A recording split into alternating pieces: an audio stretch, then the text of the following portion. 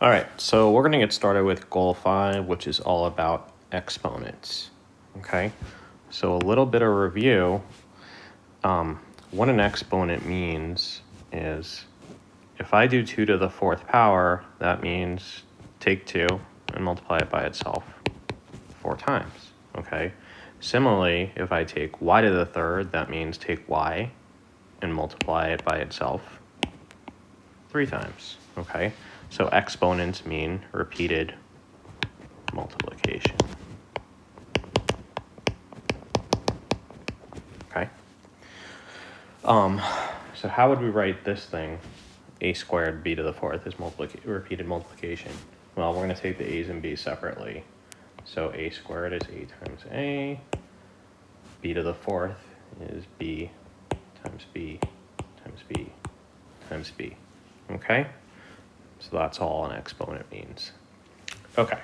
So we're going to start looking at the properties of exponents, the rules of exponents. Okay, and our first rule is the power rule, where we want to multiply exponents with like bases. By the way, when I have something x to the 3rd, the x to the 3rd is the base. Okay, the base is just what's on the bottom. The exponent, of course, is what's on top. All right, so to come up with the power rule, and we're going to kind of derive it ourselves, I want to rewrite this with repeated multiplication. Okay, what that means is to rewrite x to the 3rd, that's x times x times x, okay? And then x to the 4th, that's just 4 repeated multiplications with x. Okay, now simplify. We're going to count how many x's do we have. Well, we got 1, 2, 3 here, 4 more over here, which means we have 7 x's, that's x to the 7th power. Okay, how can we do this without writing so much? Well, look over here. What do we need to do to the exponents to get from this to this without writing out all this stuff? Well, we're just going to add the exponents. Add exponents. And this applies only if bases equal, okay? By that I mean we have x over here, x over here. If I had x and one of them were x and one of them was y, I wouldn't be able to add the exponents, and we'll see how we handle that, okay? So our general rule, if we have a to the x, a to the y, remember we do have the same base here, base a, we add the exponents. So that's going to be a to the power of x plus y. All right, so that's all we really need to know about the power rule of exponents. All right, so let's take a look at some examples. Write x to the 3rd times x to the 4th. Are that exponents?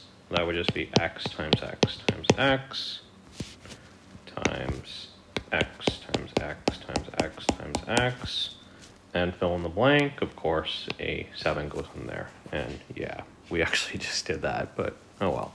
You're going to see a couple like that on your assignment. Okay, simplify v times v squared times v to the 4th. Okay, so when we have just v, we know there's a 1 over here. So all these are base v.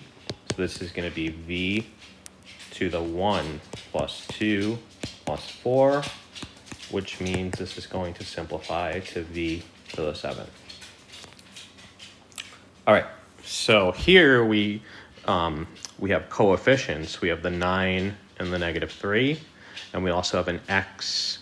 I'm going to stick in that 1 and an 8. So the way we handle this, we multiply the coefficients together. 9 times -3, -27, x to the 1 plus 8. So this is going to be -27, x to the 9th. And do you need to write all this part out? Not really, but it's good practice. Okay, number 4. So here we have y's and w's. And we also have coefficients. Okay, well, we're going to take each of them separately. The coefficients, 2 times 7 times 3 is 14 times 3, 42. The y's, we have y to the 9th and then a y to the 6th. So, and then the w's, we have w to the 1st and then w to the 8th. Okay, so this is going to simplify to 42 y to the 15th, w to the 9th. Okay, so that's the power rule. Now we're going to look at the quotient rule, what happens when we're dividing with exponents. Okay, so we're going to look at this quotient, x to the 6th divided by x squared. Now, first thing, rewrite the quotient with repeated multiplication. So x to the 6th, we know it's x times x times x times x times x times x, and the denominator is 2 of the x's. Okay. 2, cancel out common factors. Okay. Well, these can cancel out, and so can these. Step 3, simplify. What are we left with? We're left with x times x times x times x, which we know is x to the 4th.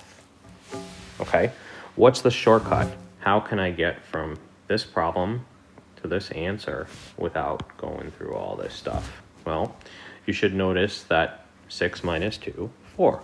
The shortcut is subtract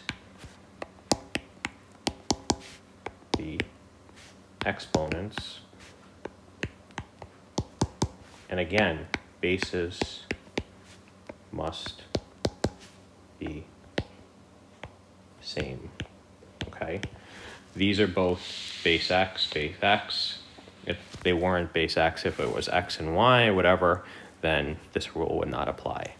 Okay, so let's generalize. A to the x divided by a to the y. Well, we know we're going to keep that a, and we're going to subtract the exponents. So that's going to be x, a to the x minus y. Okay. Examples. B to the 7th divided by b squared. They both have base b to the 7 minus 2. So that means that's going to be b to the 5th. All right. Number 2, we mix coefficients in. So we're going to take the coefficients separately from the variables and the exponent. Okay. So 49 and 28. What can you divide 49 by and 28 by? Well, they're both divisible by 7. So 49 divided by 7 is 7. 28 divided by 7 is 4. Okay? And then, so we have 7 over 4. Okay? And then we have base x, base x. We're dividing. So this is going to be x to the 6 minus 2.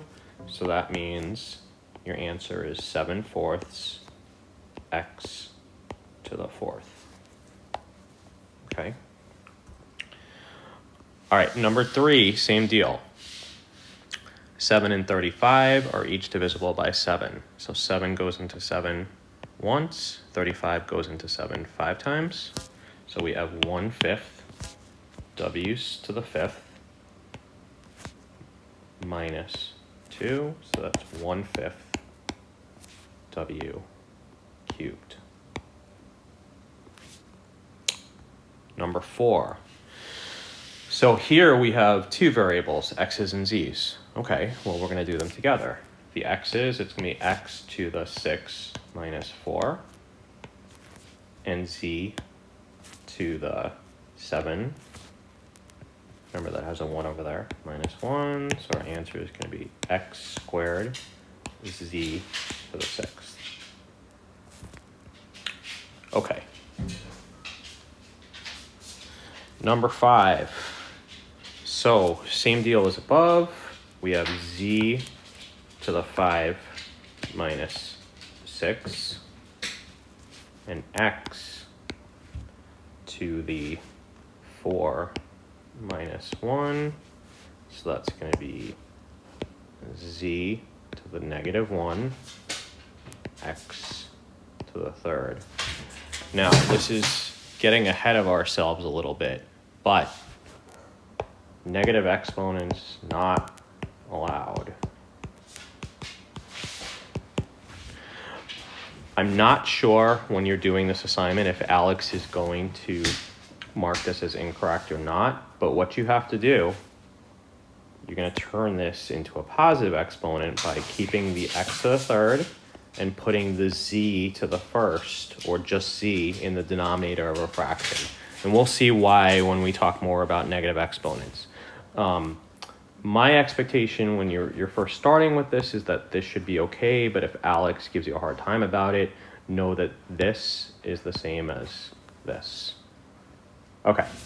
And the last one, we have a 30 and a 6, so those are each divisible by 6. Okay, and 30 goes into 6 5 times, so we're going to have 5. We have u to the third divided by u to the fourth, which is u to the 3 minus 4, v squared over v to the fourth, so v to the 2 minus 4. So we have 5u to the negative 1, v to the negative 2. Okay, now if it doesn't take this answer, we're going to keep the 5, oops, and we're going to make a fraction in the denominator. U to the first, or just u. Also, we need a v squared in that denominator, okay? So again, sorry, my dog. If Alex doesn't take this one, which I hope it does, but I'm not positive, know that this is the same thing as this, okay? So anytime you have a negative exponent, bring it to the denominator of a fraction.